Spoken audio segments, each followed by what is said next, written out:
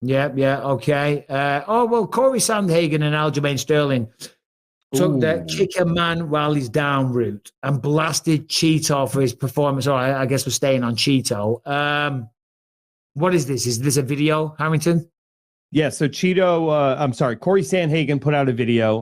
It was pretty dismissive of Chito's skills. And then Aljamain Sterling quote tweeted it and was like, "See, I've been telling you, Chito really is not that guy." So it's a couple of guys talking some smack. Yeah. Today, O'Malley versus Chito. Chito obviously had no business being in the cage with O'Malley. Really tough showing by Chito.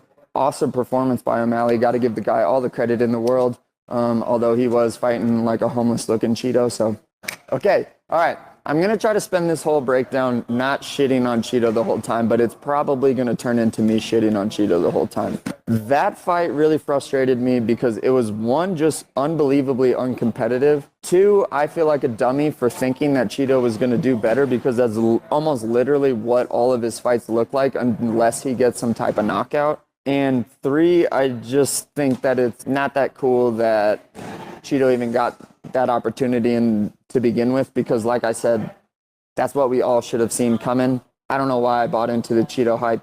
That was really stupid of me. Okay? You be dumb, Chito. You're about like 4 months away from like your hair and your beard being about as ugly as Chito's, by the way. I just start changing hair. Good on O'Malley. Other than that, Chito is pretty much just a punching bag. Chito doesn't move like this very well. He was just absolutely styling on him because Chito, one, isn't that good. Hate to say it if you're a Chito fan, but he's not that good. And then that sounded really mean, but it's kind of true. Agree with me. Agree with me. All right. I've seen enough of that. I don't like to kick a man while he's down, and Chito is down in more ways than one because of these robbing arseholes. Anyway, what? Sandhagen is really, it frustrates me because as an analyst before that fight, he was the one who was coming out being like, "Oh yeah, this is going to be the Chito show. Chito's going to look great." So it's like you then doing a video afterwards where you're like, "Oh yeah, I was completely wrong," and blowing hot air about the Chito thing. It makes you look dumb as an analyst. So knock that off, dude. Yeah. Oh, look at this. Hamilton's all fired up. Yeah. Don't come at Chito after he lost the fight. Yeah. Well, you were injured or it would have been you maybe. They're in the same weight class. Cory Sandhagen actually has a dominant victory over Chito, so he doesn't really benefit from taking that stance and doing that video. I know he's probably trying to be a little bit funny, he's trying to be comical, he's doing a YouTube breakdown or whatever, but there's no need to be quite so harsh. But as I say, they're in the same weight class, so he does have a victory over him. But you can't say that Chito's not good. He's got a record of 23-9. Right, he lost to O'Malley and Cory Sandhagen. In between that, he's beaten Pedro Munoz, knocked out Dominic Cruz, beaten Rob Font, knocked out Frankie Edgar, Davey Grant. Got a win over Sean O'Malley the first time round. He's had some incredible performances inside the octagon. But hey, this is what they do. I think from Sandhagen, what he's trying to do there is more disparage O'Malley's performance. I think subconsciously that's what he's trying to do. He's trying to say, hey, listen, what O'Malley did wasn't that impressive because Chito wasn't very good, which I think is a roundabout way of him talking shit on O'Malley and trying to get that fight. Reality is Sandhagen should probably be next, or Merab or Umar. You're saying Merab? It's definitely Merab. Merab is the one the fans want to see. He's the one that people have gotten behind. From the moment he put on Sean's jacket and did that whole spectacle, it has been the Merab show. He's been on an uptick in popularity, and you saw the fan response for him when he came out just for the ceremonial weigh-ins, as a backup fighter for this thing. People were going crazy for Merab. It's definitely Merab.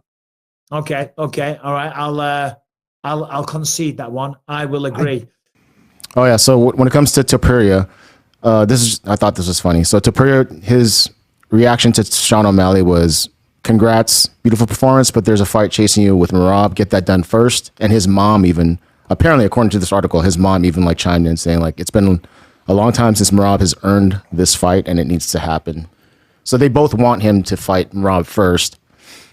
But UFC don't care. You think UFC gives a shit what Topuria and his mom think? Dana's like, what? Cool. Topuria, you're fighting Sugar. That's how that works. His mom jumped in, huh? Yeah, it's always weird when parents jump in. You're like, wait, what? Again, from a pure standpoint, from a fighter standpoint, yeah, you gotta fight Merab, dude. You can't just run from the guy because he's bad. No, we can't do that.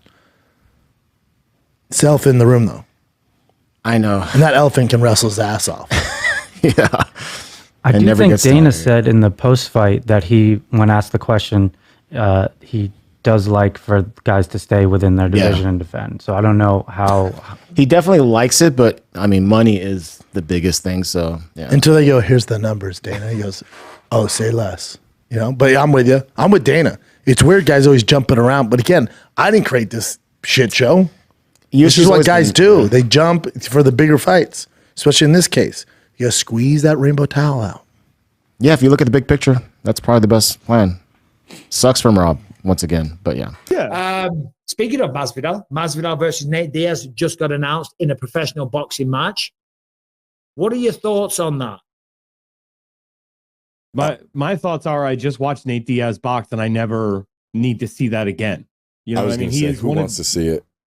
I mean, Cory Masvidal boxing I want to see. Yeah, I don't know about Nate. I know. See, it's tricky, isn't it? I mean, Diaz came out last week as well, and he called out Francis Ngannou. Who was it? No, Anthony Joshua. Deontay Wilder. Who was the third? I think it was Fury, wasn't it? Yeah. Oh yeah, Tyson Fury. He said he would beat the shit out of all those dudes. Yeah, I mean that's just delusion. Come on, man. Level. He didn't look good against Jake Paul. He's 38 years old. He seems to have lost a little bit of motivation. I mean, he's had some tremendous fights in the octagon. We don't need to remind everybody. You know, he's gangster as hell. You know, he's got that anti-authoritarian stance, which people love. But yeah, I'd favor Masvidal. My only issue with it, $79.99 the pay-per-view. That's pretty expensive. That's the same as a UFC. It's $40 if you want to buy it right now, though, before the rest of the card gets filled out. Who does that?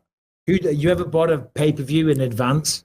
One time ever. It was for the Chuck Liddell versus Tito Ortiz 3, that special thing they did. Where they were it was special, Black Friday only. It was $15. And then I think they just put it out for free because nobody bought it. Sucker. Oh my God. So you got ripped off. Oh, geez. Poor old Chuck in that one. You know, I was there ringside for that. It was sad to see. It was sad to see.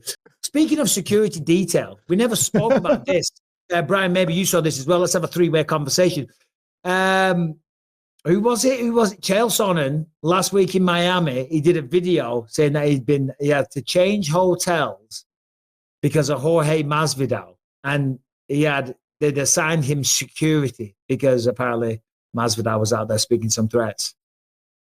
Did you see that? I mean, he was in an unnamed hotel, different from the fighter hotel, with private security that he himself paid for and is sitting at the door watching at the ready 24/7. So, I mean, come on, dude. Chael says a lot of things. Yeah, Chael says whatever he needs to say at that moment. Because I do a YouTube channel, right? And every day I'll look up, see what's going on in the world of mixed martial arts. And some days there's just not a story. Do you know what I mean? If you think hard enough and you get creative, you can think of something. I think Chael just says, okay, I've heard this from anonymous sources. Let's go.